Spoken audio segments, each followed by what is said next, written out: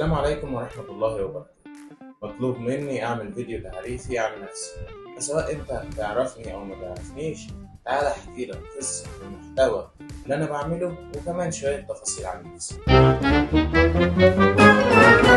أنا اسمي يحيى، جيت في 2019 في فترة الكورونا بالتحديد، الفترة اللي كل الناس اكتشفت مواهبها فيها، ولكن أنا لقيت إن أنا وأنا قاعد لوحدي بصور نفسي بالموبايل وأي حاجة كانت بتيجي في دماغي بحاول إن أنا أطلعها في صورة، سواء فرحان سواء زعلان متشتت، في أفكار كتيرة في دماغي وهكذا. بديت إن أنا أجيب الصور دي وأنزلها ستوري للناس القريبة مني، في ناس دخلت شجعتني وناس دخلت قالت لي لأ مش كويس، وده الطبيعي إن لازم يكون الناس بتشجعك وناس بتنتقد.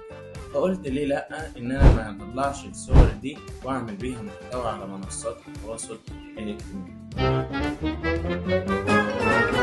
حاولت أطلع الميزة اللي أنا بعملها في المحتوى اللي أنا بقدمه، إن أنا أقدر بأمر الله أخليك تعمل صورة في بيتك بإمكانيات بسيطة، ونطلع كمان صور احترافية وبجودة عالية عن طريق بعض الأسرار اللي بقولها لك في الحلقات اللي أنا بقدمها. كل ده بشكل سهل وبسيط وأي حد يقدر يعمله بمجرد ما بيتفرج على الحلقات بأمر الله، ويمكن ده اللي بحاول أوصله في كل حلقاتي، سواء كان صور بقدمها أو مواضيع عن التصوير بشكل عام. احنا دلوقتي في 2024، عملت انجازات كتيرة بفكرة ان انا بدأت كل ده لوحدي في البيت من غير امكانيات عالية، من غير مصرف كتير على المحتوى، ولكن لسه في نفسي حاجات كتير، نفسي اوصل لناس كتيرة جدا، نفسي كمان الناس تفهم الحاجة اللي انا بعملها وتشجعني عليها.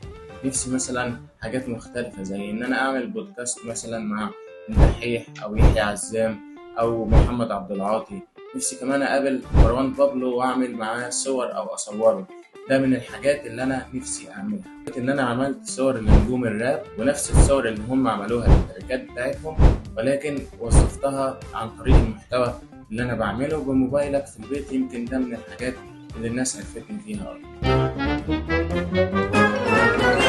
هتلاقيني بقدم المحتوى ده على كل منصات التواصل الاجتماعي، تقدر انك انت تتابعني، هتلاقي كل الحلقات وافكار صور كتيرة ما تتعدش على الايد، هتستفاد منها وكمان هتفيدك انك انت تعمل الافكار اللي في دماغك بامكانيات بسيطة. متنساش بقى تعمل لايك للفيديو ده. انا يحيى والسلام عليكم ورحمة الله وبركاته.